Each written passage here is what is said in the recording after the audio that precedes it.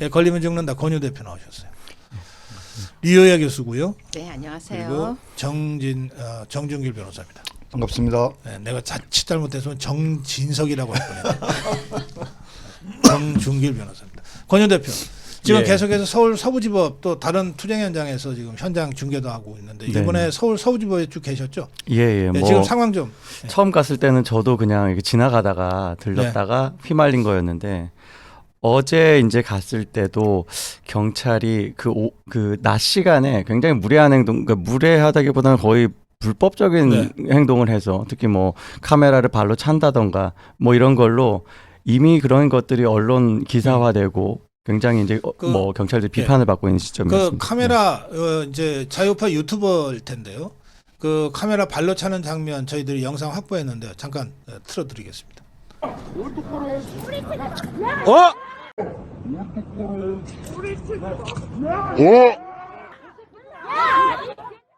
지금 뭡니까 이게? 지금 뭡니까? 아 뭐야 이게? 지금 남의 지금 이거 제보를 지금 이렇게 하기가 말이 돼요? 예? 지금 뭐 하는 짓이야 이게? 지금 뭐 하는 짓이냐고? 이게 무슨 저 물리적 충돌 상황도 아니에요. 그냥 길거리에 그 삼각대로 예. 이제 그 카메라를 설치해 놨는데 이걸 지나가던 경찰이 그냥 발로 툭 차가지고서 넘어뜨렸어요. 그 카메라가 땅에 떨어졌어요. 그러니까 앉아있던 우리 시민이 한 분 일어나서 툭 차고 그냥 아무 일 없었던 듯이 가는 경찰을 뒤에서 치면서 이렇게 툭툭 건드리면서 아니 이런 식으로 왜 하냐 그 항의를 했는데 그러다가 이제 뭐 경찰이 아예 몸을 들이밀면서 몸으로 밀치고 이제 그런 상황이 지금 영상으로 나갔습니다. 제가 그 전날 당했던 상황하고 유사한 상황입니다. 예. 경찰이 뭐 몸으로 밀고 배로 밀고 하면서 예. 저를 자기가 밀어놓고 그 반동에 튕겨져 나온 저에 대해서 네. 밀지 마세요 그러더니 체포합니다 이러는 거예요. 너무 황당했습니다. 그런 경찰의 행동이 이렇게 영상을 잘 잡혀가지고 네. 다행히 이게 또 언론 크게 기사화되고 굉장히 좀 이렇게 화제가 된 것 같더라고요. 그래서 경찰이 딱 그 이후에는 뭐 유튜버나 언론에 대해서 대응하는 거 자제하자 뭐 이러면서 그때부터는 좀 이렇게 이제 거리를 좀 무르고 또 어제 뭐 조정훈 국회의원 오셨는데 뭐 그 경찰이랑 대화도 많이 하고 하면서 네.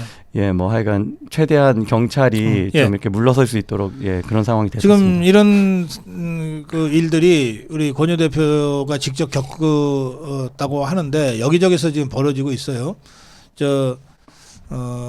이 기동대 소속의 무슨 순경으로 지금 일단 신원도 지금 예. 확인된 상태고 그 때문에 서울경찰청에서는 긴급히 기동대원들한테 이 유튜버나 시민들한테 그런 식으로 하지 말라고 뭐 긴급 교육도 했다고 하는 보도도 네네. 나왔는데 자 정정일 변호사 네네. 이 경우 이게 저 경찰은 저 어떤 법에 의해서 처벌됩니까? 그러니까 본인이 그러니까 당연한 직무집행, 경찰의 직무집행이라고 주장을 하겠지만 지금 말씀을 들어보면 뭐 정당한 직무집행이 아니고요.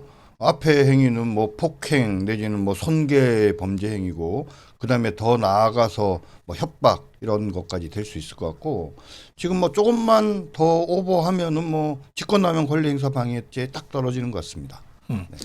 예, 그 서울 서부지법 앞에 여러 상황들이 벌어졌는데 그것도 주로 경찰의 불법 또는 이 과도한 진압으로 인한 위험한 상황입니다.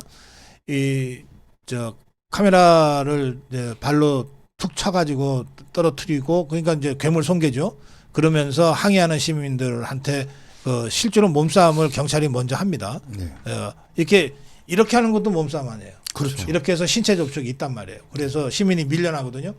예, 그러면서 했던 그 상황은 저희가 영상으로 보여드렸고 그 버스를 예. 후진했던 상황이 굉장히 위험했던 것 정말 같은데 그것도 위험했죠. 영상부터 먼저 보시겠습니다.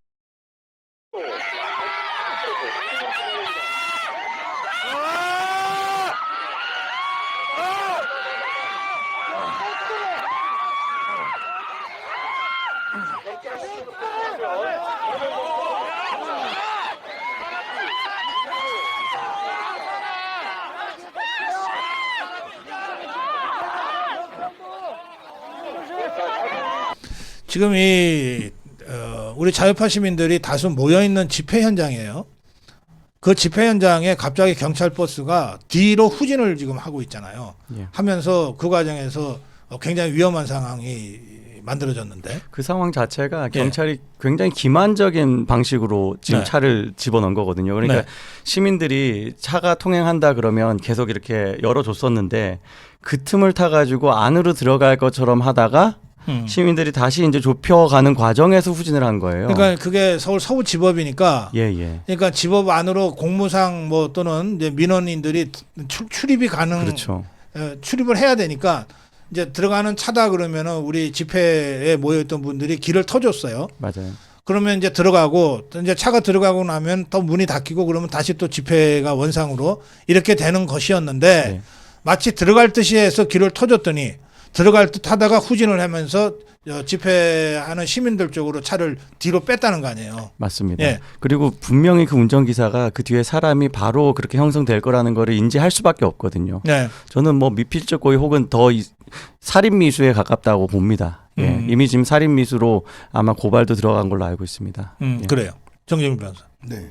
아마 차벽을 설치하기 위한 목적으로 그런 식으로 아마 차량을 움직인 것 같은데, 그러니까 뭐 냉정하게 법률가의 눈으로 봤을 때는 뭐 그거를 살인, 미수 뭐 여기까지 가기는 어렵지만 위험한 물건인 버스를 이용해서 사람들에게 어떤 유형력을 행사한 거기 때문에 특수폭행죄는 해당된다.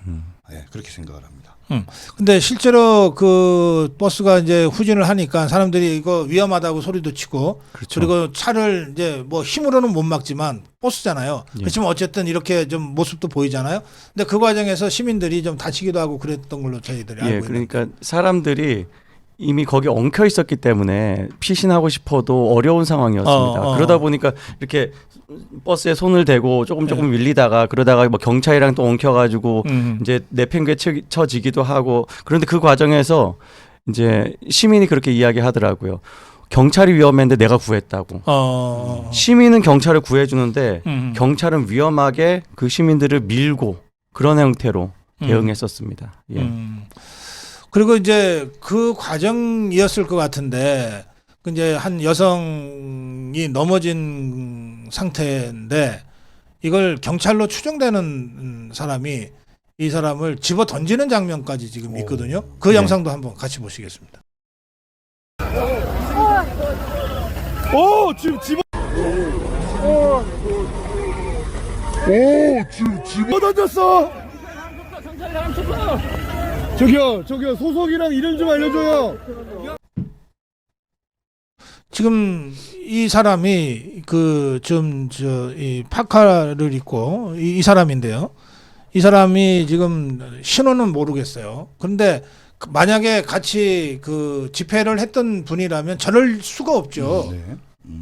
이건 저기 끌어서 패대기 치는 거잖아요. 네. 그래서 저 사람이 경찰일 것 같다. 사복을 입은 경찰일 것 같다라고 지금 추정을 하고 있는데 아직 신원 파악은 안 된 것 같습니다. 예, 권윤 대표.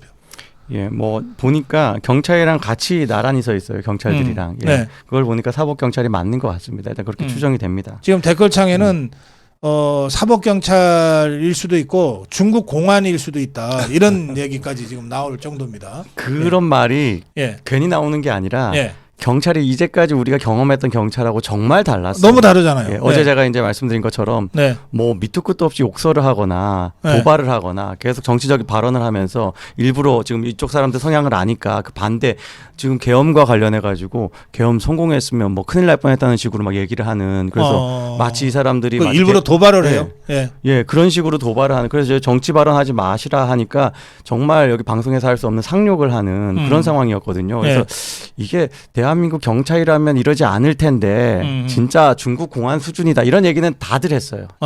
예. 예, 거기에 이 사람은 예. 신원이 확인되지 않았기 때문에 예, 중국 예. 공안이라고 우리가 확정해서 말씀은 못 드리지만 하는 짓이 저게 대한민국 경찰은 저럴 수가 없는데 아무리 사복을 했다 하더라도 예, 뭐 그 정도의 소감입니다. 그리고 어제 이제 특별히 우리 애국 시민들이 기억해야 되는 반드시 기억하고 알아야 되는 사건이 하나 더 있습니다. 예. 한 명이 체포당해요. 그게 그래요? 보도도 됐고 보도에서는 뭐 불법 행위를 해가지고 체포를 당했다 이렇게만 나오는데 네. 그 영상이 있습니다. 영상을 보시면 그 영상부터 예. 보고 말씀 또 듣겠습니다.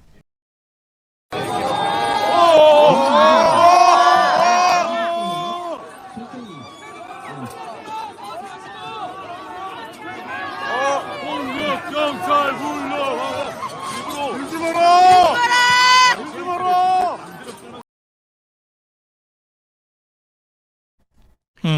방금 이 상황은 무엇이냐? 그 네. 레일이 있는 철문, 자바라 철문 있잖아요. 네네. 그 위에 사람들이 서 있었습니다. 그런데 아주 갑작스럽게 그 철문을 닫겠다고 와장창 밀고 들어오더라고요. 그러니까 애국 시민들이 거기 꼬일 수밖에 없어요. 엉켜가지고 예. 그 중에 제일 안쪽으로 들어가 있는 사람이 계속 지금 그 철문 닫는 사람을 부딪힌 겁니다. 그걸 그 철문 닫는 걸 막았다는 이유로 그 철문 닫은 건 법원 직원이거든요. 법원의 업무를 방해했다, 업무 방해죄로 현행범 체포한다. 이렇게 데려간 거예요.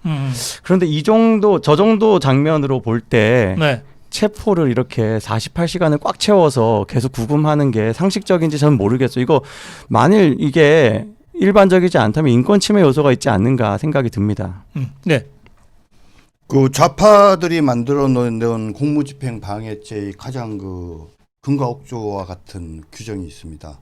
진술 거부권을 고지하지 않고 공무집행 방해로 현행범을 체포한 경우에는 가사 업무 공무집행 방해가 있었다 할지라도 형사처벌할 수 없다.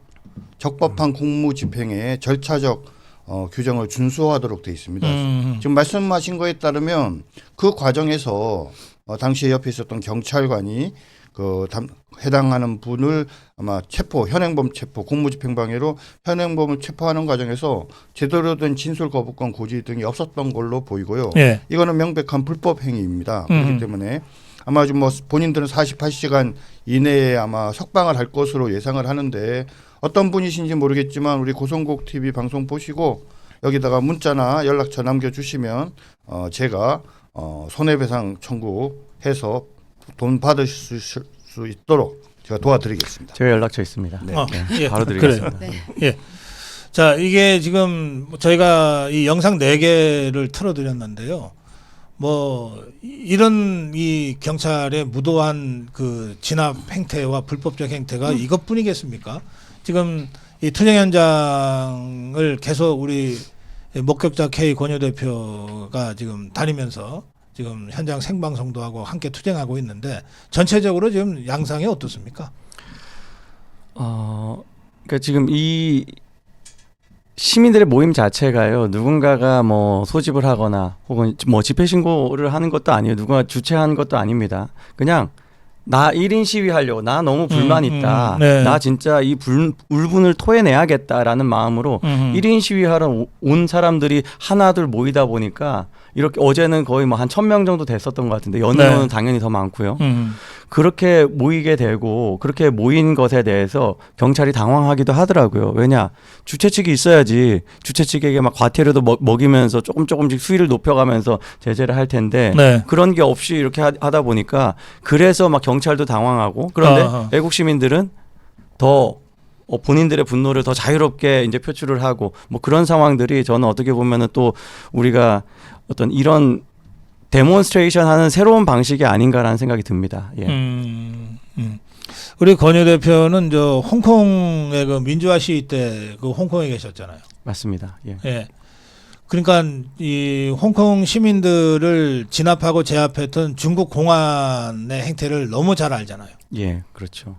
그러니까 사실 중국 공안은 거기에서 공식적으로 중국 공안으로서 활동하면서 그 시민들을 제압할 수는 없죠. 홍콩 경찰이 공안처럼 행동하면서 제압한 경우는 있습니다. 네. 그런데 아주 이상했던 게 예. 그 군인의 헤어스타일을 하고 이상한 조폭 같은 옷을 입고 와장창 들어와가지고 한번 거의 한 지역을 점거하고 행패를 부렸던 적이 있어요. 네. 그걸 우리가 중국 공안으로 의심을 합니다. 혹은 중국에서 자기네들 뭐 삼합회 같은 형태의 야쿠자 같은 그런 단체를 보내거나 네. 그런 형태로 개입하는 경우도 있고, 그래서 뭐 홍콩에서도 홍콩 경찰도 이제까지 홍콩 경찰이 보여줬던 모습이 아닌, 그리고 중국 공안으로 의심되는 그런 사람들의 아주 무도한 행태, 이런 것들을 그 현장에서 보면서 경악을 했었는데 한국에서 그걸 또 볼 줄 몰랐습니다. 저는 홍콩이 그래서 도망왔거든요. 한국에. 예, 정말. 홍콩에서 도망왔더니 한국이 이렇더라. 예. 한국이 무슨 뭐 저 따라다니는지 예, 그런 예, 무도한 자들이 따라다니는지 예. 그래 이효야 교수. 네. 사실 저는 어제 서울구치소 앞을 다녀왔습니다. 네. 근데 서울구치소 앞에 갔는데 기분이 저는 마음이 되게 말 끊으려고 하는데도 울적한 게 우리가 2017년도부터 그 길을 너무 많이 갔었잖아요. 박근혜 대통령 때문에 많은 국민들이 그 앞에 가서 울고 또 뭐 설날 아니면 추석 아니면 박근혜 대통령 생신 아니면 무슨 날날 하면서 사람들이 많이 모였었는데 제가 어제 정말 오랜만에 박근혜 대통령께서 석방되시고 진짜 오랜만에 서울구치소 앞을 갔는데 들어가면서도 기분이 마음이 너무 안 좋은 거예요. 왜 우리 대한민국의 국민이 이걸 또 겪어야 되나. 네. 근데 들어가서 마이크를 잡고 화면을 딱 켜고 이렇게 사람들에게 인사를 하려고 하는데 저를 알아보고 인사를 하시는 거예요. 2017년도에 만났었잖아요. 박근혜 대통령 석방운동 했었잖아요. 그때 우리 광화문에 있었잖아요. 네. 그때 우리 그래서 네. 다들 뭐라고 하시냐면요. 그때 그렇게 해서 박근혜 대통령 나오시고 난 뒤에 다시는 우리는 여기에 이렇게 모이지 않을 거라고 다시는 태극기를 들지 않을 거라고 태극기를 돌돌 말아서 집어넣어 놨었대요. 근데 나는 다시는 이제 태극기 들지 않을 거야. 정말 너무 힘들었어 하던 분들이 태극기를 다시 꺼내서 다시 나오셨다. 그 말씀을 하시면서 왜 나오셨습니까? 했더니요. 대한민국이 이렇게 썩으면 안 된다. 우리 후세들에게 제대로 된 대한민국. 나는 이제 나이가 들어서 괜찮아. 하지만 우리 후세들에게 라고 하셨는데 꼬마 아이들이 많았어요. 엄마 아빠 손잡고 온 꼬마 아이들. 그리고 더 놀라운 것은요. 어르신들이 와서 먼저 계시다가 젊은 사람들이 와요. 근데 젊은 사람들이 어르신들에게 이제 들어가세요. 저희가 있겠습니다 하고 밤을 새우더라고요. 그래요. 그래서 어제 거기 다녀왔습니다. 여기 댓글창에 이제 윤석열 대통령이 그 밖에 구치소 밖에 애국 시민들의 함성을 희미하게 들렸는데 그 소리를 듣고 위로를 받았다고 석동현 변호사가 어제 그 구치소 앞에서 그렇게 얘기를 했다고 지금 올리셨는데 저는 그 서울 구치소에서 한 6개월 살았거든요. 네, 뭐 40년 전입니다만. 근데 이제 그 내부 구조를 좀 제가 알죠. 근데 일단 감옥이나 구치소에 들어가면 눈이 밝아지고 귀가 밝아져요. 왜냐하면 우리가 일상생활은 우리가 알게 모르게 엄청난 소음과 빛 공해 속에 살게 되잖아요. 근데 그 들어가면 그야말로 적막강산이거든요. 그러니까 눈을 쓸 일도 별로 없고 귀를 쓸 일도 별로 없어가지고 그런지 하여튼 밝아져요. 그래서 멀리서 소리도 잘 들린다니까. 근데 소음이 없겠어요. 정말로 들리는 이렇게 공해 소리가 없으니까. 그래서 비록 뭐 높은 담장과 또 이렇게 공간 또 어떤 뭐 이런 여러 그거가 있지만 그러나 밖에서 소리치면 들려요. 사람들이 그 얘기를 하시더라고요. 안에서 들으실 거라고 믿고 여기 와서 소리 지릅니다. 그리고 우리가 있다는 걸 알면 안에서 얼마나 힘이 되시겠습니까? 그래서 밤을 새워서 여기서 서로 교대로 지키고 있습니다. 이렇게 얘기를 하더라고요. 예, 대통령이 이렇게 윤곽근 변호사를 통해서 또 석동현 변호사를 통해서 이렇게 메시지를 계속 대국민 메시지를 내잖아요. 그 구치소에서는 뭐 잘 있다고 하는 메시지 그러면서 밖에서 추운데 고생하시는 국민들 걱정하는 메시지 뭐 이런 메시지도 내고 그랬는데 그 대통령 메시지 보시면서 어떻게 보셨어요? 저는 너무 좋아요. 왜냐하면 사람들은 누구에게나 대답을 듣고 싶어해요. 내가 무엇을 하면 선물을 사주면 고마워. 아니면 내가 뭐라고 얘기했을 때 거기에 대한 대답. 근데 아무 대답이 없으면 벽 보고 혼자 사는 느낌이거든요. 근데 대통령께서 국민들에게 그렇게 애써주셔서 고맙다. 추운데 고생하신다. 그렇게 말을 해주시니까 국민들이 그 대답을 듣고 저한테도 그 얘기를 하더라고요. 어제 제가 인터뷰를 하는데 대통령께서 메시지가 나오지 않았냐고 우리 목소리가 들리는 거라고 우리 목소리가 더 크게 들려야 된다고 내가 한 사람 목소리를 내야지만 여러 명이 모이고 그러니까 저 사람이 가니까 나는 안 가도 되라고 생각하면 안 된다. 왜냐하면 저 사람도 가고 나도 가야 된다. 정말 지혜로운 말씀을 어제 어르신들이 많이 해주셨어요. 예, 자 정영희 변호사. 지금 지금 뭐 윤석열 대통령에 대한 체포영장이 이후에 이제 구속영장이 오늘 2시부터 실질 심사가 열리는데 네, 그렇습니다. 그 보통 통상적으로는 오늘 2시에 영장 실질 심사가 시작되면 네. 결과 그 영장이 발부될지 아니면은 기각되면은 이제 바로 석방 아닙니까? 네네. 언제쯤 나옵니까? 그러니까 뭐 사안의 중대함 등을 고려할 때 아마 내일 새벽쯤 돼야지 나올 것으로 그렇게 예상을 합니다. 내일 새벽쯤. 네네. 일부러 저 하룻밤 뭐 세웁니까? 그죠. 어떤 결론을 내리든지 간에 법원이 신중하게 하고 있다라는 메시지를 전달하기 위해서는 결과와 관계없이 내일 새벽. 내일 새벽까지 예전에 박근혜 대통령에 대한 영장 실질 심사를 했을 때도 거의 새벽에 그때 최장시간 영장 발부 여부에 대한 심사를 했었다라는 얘기가 있었는데요. 네. 아마 적어도 그 정도 시간은 네. 끌면서 발부 여부를 결정할 것으로 예상을 합니다. 자, 지금 대통령이 그 공수처에서 이제 수사를 받고 네. 그리고 구속영장이 지금 영장 실질 심사가 오늘 오후 2시부터 있는데 네. 그런데 현재는 지금 대통령이 나가고 싶어도 못 나가는 이런 상황에도 불구하고 네. 변론을 계속 강행하거든요. 네. 이건 어떻게 봐야 돼요? 한마디로 말씀을 드리면 좌파 카르텔이 사법부를 장악하고 이 사건에 대해서 어떤 결론을 정한 다음에 일방적으로 몰아붙이고 있다라고 볼 수밖에 없습니다. 그러니까 보통의 경우에 예를 들자면 헌법재판이 진행이 되는데 그 헌법재판 또는 민사재판이라도 마찬가지입니다. 그 사람이 예를 들면 구속이 돼서 영장 실질 심사를 받게 되고 또 조사를 받는 그런 상황이 발생해서 제출을 하면요. 열의 열은 다 연장해 줍니다. 허가를 해줘요. 어허. 왜? 나올 수가 없지 않습니까? 안 그러면 뭐 헌법재판소에서 얘기를 해서 야 우리 헌법재판소에서 몇 월 며칠 이렇게 재판을 하게 예정돼 있으니까 재판 준비할 시간 주고 그 사이에 그럼 너희 좀 수사기관에서 수사하지 마 이렇게 얘기해야 되는 거 아닙니까? 근데 수사기관에서 진행되는 수사는 나랑 전혀 상관없는 일이고 우리는 그냥 정해준 대로 갈 것이고 우리의 입장에서 내 눈앞에 나타나지 않는 것은 정당한 사유가 아니다라고 이런 식으로 몰아붙이는 거는 그 한마디로 얘기하면 그 상식이 없는 것이다. 네, 제가 한마디만 보태자면 일반 범인들 중에서 우리가 흔히 말하는 강간범이라든지 아니면은 진짜 모욕범, 명예훼손죄 모든 범죄인들도 받고 있는 인권을 대통령이 못 받고 계신 거예요.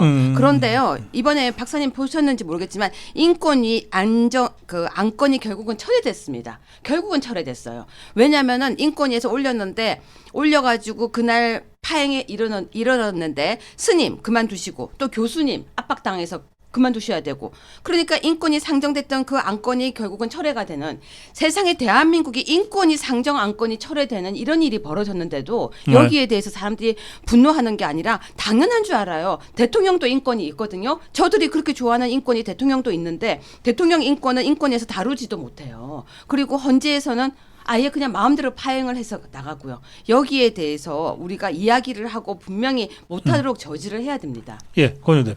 예, 뭐 좌익들이 그렇게 사법부를 장악하기 위해서 만드는 수많은 카르텔 사조직들이 있는데 그 중에 하나가 국제인권법 연구회 아닙니까? 네. 거기에서 항상 하는 게 좌파인 피의자들의 인권을 보호하기 위해서 온갖 해외 사례들 가져오고 뭐 국내에서 없는 사례도 판례도 만들어내고 네. 왜 대통령에 대해서는 있는 판례도 있는 기준도 적용하지 않는지에 대해서는 정말 의아합니다. 하나 좀 말씀을 덧붙이자면 그래서 현재 뭐 우리 그 윤석열 대통령 그 변호인단이 잘하고 있습니다.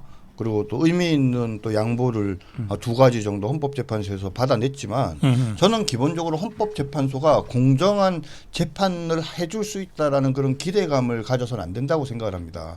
철두철미하게 좌파의 논리에서 민주당의 입장에서 어떻게 해서든지 간에 신속하게 형식만 절차적으로 갖추어서 윤석열 대통령을 탄핵하는 길로 가고 있기 때문에 철저하게 어떻게 보면은 적대적으로 거기에 대해서 대응을 해나가야 된다고 생각을 하고요. 그래서 방금 지금 지적하신 부분 대통령이 지금 구속돼 있고 체포되고 조사받고 있는 이 상황에서도 요번 그 2차 기일을 그냥 예정대로 진행한 이 부분은 저는 폭거라고 생각을 합니다. 그런 측면에서 뭐 나중에 현재 지금 변호인들이 다시 그 변호인 선임계를 내는 한이 있더라도 전부 다 단체로 사임계를 제출해서 아주 강렬하게 강력하게 항의를 해야 된다고 생각을 하고요.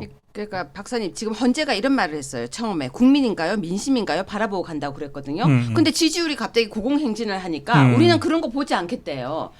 국민이 그들이 말하는 국민이 누군지가 보이고 있어요. 그렇기 때문에 헌재가 결정을 내리고 나면 뒤집을 수가 없습니다. 헌재가 결정 내리기 전에 지금 우리에게 주어진 이 시간을 우리도 강경하게 해야 된다고 저도 생각합니다. 예. 뭐 저는 이 헌재가 뭐 답을 정해놓고 대통령 탄핵 인용 딱 정해놓고 뭐 서둘러 네. 가고 있다고 이제 말씀하셨는데 네. 몇 명은 그렇게 가려고 하는 것 같고 또 헌법재판관 중에 몇 명은 그렇게까지 갈 일은 아니지라고 하는 생각도 하는 것 같아요. 그래서 저는 이 헌법재판관들이 뭐 제가 헌법재판관들을 모욕하려는 뜻은 전혀 아니고 8년 전에 박근혜 대통령 탄핵 때도 보면 이게 여론에 엄청 약한 사람들이다. 뭐 좋은 말로는 이제 이 국민 눈높이지만 실제로는 여론에 약한 거다. 그렇게 좀 봐요. 그래서 이제 우리가 할 수 있는 여러 가지 방식의 투쟁이 있는데 그 투쟁 방식 중에 헌법재판소의 가장 효과적인 압력은 여론 지지율을 올리는 거다. 과연 저희가 어제 그 자체조사에서 대통령 지지율 52%. 뭐 저는 다음 주에 더 올라갈 거라고 저는 예상하는데요. 과연 대통령 지지율이 55, 60을 막 올라가는데도 그 대통령을 이자들이 과연 탄핵할 수 있을까? 아예 뭐 나는 아예 뼛속까지 나는 좌파니까 이런 자들도 헌법재판관 중에 있는 것 같아요. 네. 그렇지만 다는 아니잖아요. 그래서 여론전이 역시 핵심이다. 저는 그렇게 생각합니다. 그 대통령 지지율 50이라고 하는 것은 사실 평상적인 시기에 웬만한 대통령도 기록하기 어려운 거거든요. 권윤 대표. 대통령 지지율이요. 이제까지 보면 정말 뭐 이번에 하신 여론조사도 그렇지만 전진만 하잖아요. 올라가기만 하잖아요. 떨어지지 않습니다. 그래요. 이건 어떤 의미냐면 한 번 각성한 사람들은 다시 과거로 돌아가지 않는다는 거예요. 지금 윤석열 대통령이 계엄령 이후에 보였던 그리고 담화로 말씀하셨던 내용들과 지금 시민들이 그동안 지지하지 않았던 시민들이 정치권을 들여다보니까 이 계엄 담화가 맞지 않냐. 그 이후에 한 담화들 다 맞지 않냐. 간첩법 왜 안 하냐. 민주당이 정말 폭거를 하지 않나. 사법부가 거의 반국가 단체 아니냐. 이렇게 느끼는 거예요. 그런 사람들이 똘똘 뭉치고 있는 여론이고 특히 지지의 어떤 정도를 이야기할 때 적극적으로 지지하는 층과 그냥 뭐 보통 지지한다. 이 층을 놓고 비교할 때 적극적인 사람 더 많아요. 30% 그러니까 뭐 3배 정도 됩니다. 네. 예, 적극 지지, 강한 지지가 예, 훨씬 강한 많아요. 지지 훨씬 더 많아요. 우리 조사에서도 지지율 52 중에 네. 강한 지지가 매우 지지한다. 매우 지지한다. 강한 지지가 42예요. 네. 더 올라갔네요. 그리고 지지하는 편이다. 소극 지지가 10이거든요. 네. 그러니까 4배지 4배. 그러니까요. 예. 보통 이제 이 강한 지지가 주변 사람도 설득하거든요. 정말 자기가 강하게 지지하기 때문에 표현하고 네. 사람들이 뭐 잘 모르는 사람들한테 알려주고 그래서 그렇게 또 소극 지지로 따라오기도 하고 이러면서 점점 커지기만 하는 지지이기 때문에 저는 헌재가 절대로 자기네들 판결 내리는 시점에 무시하지 못할 여론이 만들어질 거라고 생각합니다. 예. 예, 제가요, 이거 참 재밌는 조사인데요. 제가 하는 조사인데요. 제가 보는 대통령 지지율이 있습니다. 바로 대통령의 시계 가격인데요. 5만 원에 팔리던 시계가 사실 5만 원까지 떨어졌었어요. 대통령 시계가 5만 원까지 떨어졌다는 건 되게 슬픈 얘기였어요. 원래 단가는 한 3만 원쯤 한다고 그렇죠. 그러더라고요. 예. 그런데 보통은 10만 생산가, 원, 생산가. 10몇만 원에 보통은 팔려요. 보통은 제가 이거 받았는데요. 이거 10만 원 이러면은 사기도 하고 보통은 10만 원 그 정도예요. 당근 같은 데서 그렇게 팔려요? 쿠팡, 당근 어. 제가 아침에도 조사하고 나왔는데요. 네. 근데 5만 원에 팔리던 이 대통령의 시계가 사실은 3만 원대까지 떨어졌었어요. 그래서 제가 참 많이 슬펐는데 갑자기요 어제 20만 원까지 치솟는 거예요. 어제. 그래서 제가 20만 원에 치솟 샀어요. 4배 올랐어요. 광고를 했는데 아침 뉴스에 30만 원이라고 또 뉴스가 나왔어요. 조선 비즈에 30만 원, 5만 원이 30만 원. 그래서 제가 방송 들어오기 직전에 바로 검색을 했더니 38만 원이에요. 그렇게 올랐어요. 저한테요 그 시계 하나 준다는 분이 지금 아침에 바꿨어요. 안 준대요.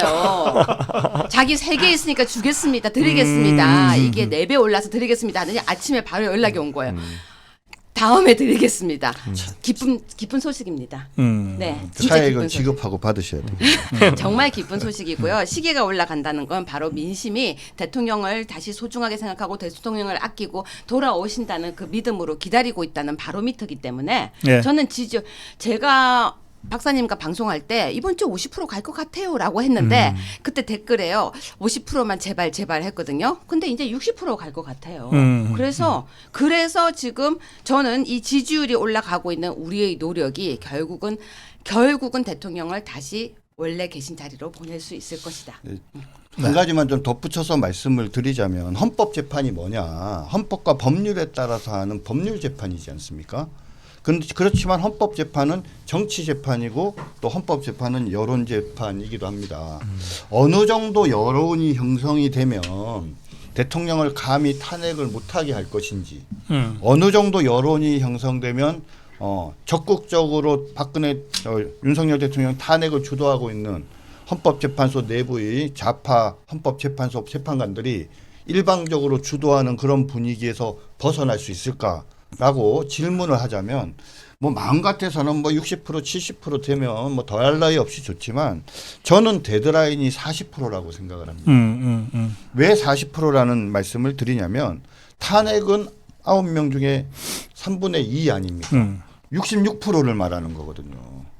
그러니까 한 70% 정도가 헌법재판관 가운데 한 66%, 70% 정도가 찬성을 하면은 네. 분위기가 그렇게 가는 겁니다. 그럼 마찬가지로 여론이 3분의 2인 66%, 70%까지 가면 우리가 아무리 애쓰고 이 탄핵이 잘못됐다라고 얘기를 하고 좌파들이 일방적인 목표로 결론을 정해놓고 간다고 하더라도 막을 방법이 없는데 이것이 33%를 넘어선 3분의 1을 넘어서기 시작해서 마의 라인인 40% 정도까지만 가면 이제는 저쪽에서 함부로 못합니다.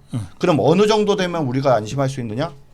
50% 정도만 유지를 하면 이제는 아까 우리 고 박사님이 말씀하신 것처럼 현재는 지금 헌법재판소에서 재판이 진행되면 이렇습니다. 막 우리 변호인이 문제 제기를 하면 그냥 전원일치로 다 기각이지 않습니까? 그런데 이제는 50%이 지지도가 유지되면 말씀하신 것처럼 내부에 뜻이 있는 분들이 예. 그만 눈치를 보고 이제 자신의 의견을 이야기하기 시작할 거라고 여기 생각합니다.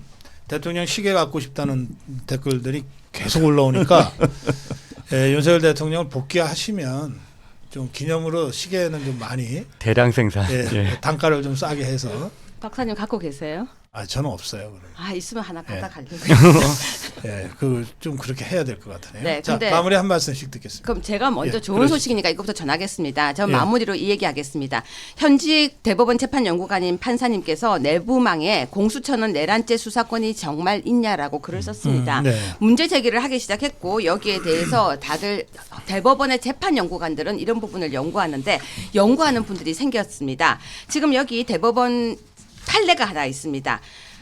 계엄 선포의 요건 구비 여부나 선포의 당부당을 판단할 권한이 사법부에는 없다고 할 것이라고 하는 판결이 있습니다. 그걸 보고 대통령께서도 지금 싸우고 계신 거고요. 이 부분에 대한 연구가 계속되면 결국은 법치로 승리할 수 있을 거라고 생각합니다. 예, 정종길 변호사. 오늘 그 영장 결과 어떻게 나올 거라고 생각하십니까? 다들 걱정들 많으실 텐데요. 저는 사실은 상당히 지금 기대를 하고 있습니다. 가장 기대를 하는 첫 번째 이유가 뭐냐면 사실 그 체포영장을 발부하거나 재발부한 영장 전담 판사한테 갔다면 저는 영장이 발부됐을 가능성이 많다라고 봐요. 그런데 체포영장 진행 과정에서 체포 적부심을 넣지 않았습니까? 체포 적부심을 넣는 바람에 하루가 늦춰졌고 구속영장 청구하는 날짜가 이 하루가 늦어진 것은 결국은 영장 실질심사를 담당하는 2명의 그 부장판사한테 가는 것이 아니라 당직 판사한테 갑니다. 차은경 부장판사한테 가는 건데 제가 우리 변호인들이랑 좀 얘기를 해보니까 그 체포영장 발부 판사들에 대한 구속영장 발부 여부 결정을 피하기 위한 신의 한 수로 이번에 그 아마 체포적부심을 넣은 것 같습니다. 그럼 차은경 부장판사는 어떤 사람이냐? 한마디로 말씀드리면 기존에 말도 안 되는 불법적인 체포영장을 발부하거나 재발부한 서부지방법원에서 재발부한 그 2명의 어떤 판사와는 전혀 질이 다르다. 이 사람은 어떤 정치적 성향도 없고 나름대로 그냥 양심적인 법관으로서 이 사건을 그냥 일반적인 판사의 시각으로 헌법과 법률이 요구하는 판사의 시각으로서 이 사건을 바라볼 예. 수 있고 뭐 그렇게 본다면은 아마 그 두 사람에 비해서는 영장 기각 가능성이 상당히 높다라고 그렇게 생각합니다. 네, 권효 대표님. 예, 저는 그렇기 때문에 이 시점에 애국 시민들이 다 거리로 나와야 된다고 생각합니다. 뭐 지금 오늘 모일 만한 장소는 두 곳이 있는 것 같아요. 광화문에서 얼마나 애국 시민들의 전체 총 머릿수가 많은지를 깜짝 놀라게 해줘야 되고 또 뭐 그렇다 하더라도 서부지법에 또 모이는 자발적인 시민들이 또 있을 겁니다. 특히 지금 굉장히 서부지법에서는 좀 급박한 상황들이 벌어지고 있습니다. 그 강제로 해산하는 과정에서 부상자도 많이 발생한 것 같고요. 막 소방대원들이 많이 출동했더라고요. 뭐 그 주변에도 많은 사람들이 모여서 다시 또 인간띠를 만들면 저는 그게 강력한 메시지가 될 거라고 기대를 합니다. 우파 시민들 지금 나올 때라 생각합니다. 예. 예, 오늘 걸리면 죽는다 리유해 교수, 정준길 변호사, 그리고 목격자 K의 권효 대표와 함께했습니다. 다들 유튜버를 하시기 때문에 저희들 방송 끝난 다음에 아까 우리 시청자께서 그 5대 유튜브 공동생방송은 그것대로 좀 의미 있게 하지만 현장에서 활동하는 우리 젊은 이 자유파 유튜브들과의 공동생방송도 좀 추진해 달라고 하는 주문을 하셨어요. 예, 그 문제는 저희들 방송 끝난 다음에 좀 따로 의논하도록 하겠습니다. 세 분 고맙습니다.